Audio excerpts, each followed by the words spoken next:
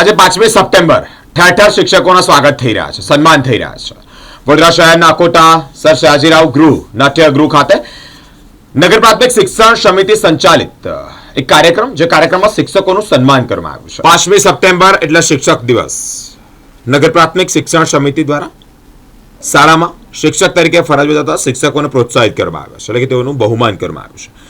આ સન્માન સમારોહમાં સાંસદ ડોક્ટર હિમાંગ જોશી, શહેર ભાજપા પ્રમુખ doctor Jayprakash Soni, mayor Pinkiben Soni, standing committee chairman doctor Sheetal Mistry સહિત પૂર્વ ધારાસભ્ય રાજેન્દ્રભાઈ ત્રિવેદી સહિત ભાજપના હોદ્દેદારો ઉપસ્થિત રહ્યા છે. આપણે નમન કરીએ છીએ અને જે મેં વાત કરી એનું જીસ્ટ છે મૂલ્ય આધારિત શિક્ષણ, ભારતીય જ્ઞાન પરંપરા સાથે વિદ્યાર્થીઓને શિક્ષણ આપીએ એ જ અપેક્ષા સાથે નિર્મું છું. સૌ પ્રથમ તો આપ સૌ મીડિયાના માધ્યમથી વડોદરા અને સમગ્ર ગુજરાતના તમામ આદરણીય શિક્ષકોને આજના શિક્ષક દિવસની હાર્દિક શુભેચ્છાઓ પાઠવું છું.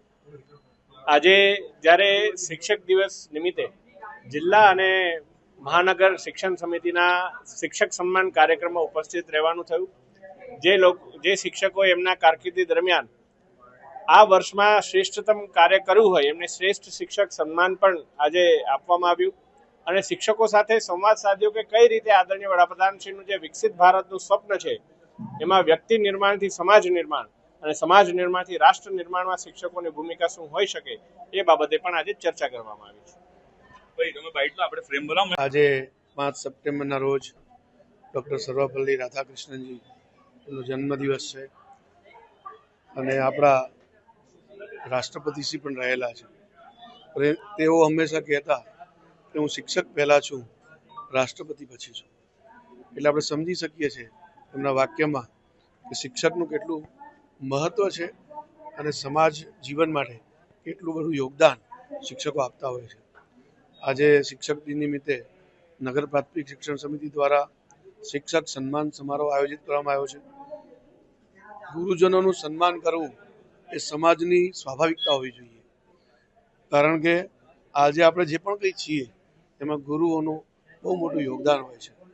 એમને હંમેશા આપણે સતત વંદન કરવા જોઈએ. આ પ્રસંગે મારે ઉપસ્થિત રહેવાનું થયું. શિક્ષકોની સાથે થોડો વાર્તાલાપ અને સંવાદ કરવાની મને તક મળી.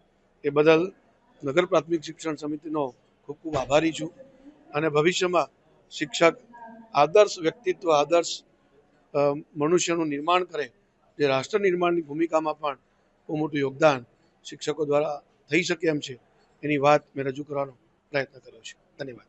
શિક્ષક દિવસના દિવસે નગર પ્રાથમિક શિક્ષણ સમિતિના અમારા સમગ્ર પરિવારનો આજે ઉત્સવનો દિવસ અને આ પરિવારના ઉત્સવના દિવસે આજે નગર પ્રાથમિક શિક્ષણ સમિતિની સમગ્ર ટીમ, સમગ્ર શિક્ષકો અને સાથે સાથે જે આ વર્ષે રિટાયર થયા એ બધા શિક્ષકોને સન્માનવાનો કાર્યક્રમ એ નગર પ્રાથમિક શિક્ષણ સમિતિના કાર્યક્રમને સયાજી નગરગૃહની અંદર ખૂબ મોટી સંખ્યામાં બધા જ લોકોએ ભેગા થઈને ઉજવ્યો છે.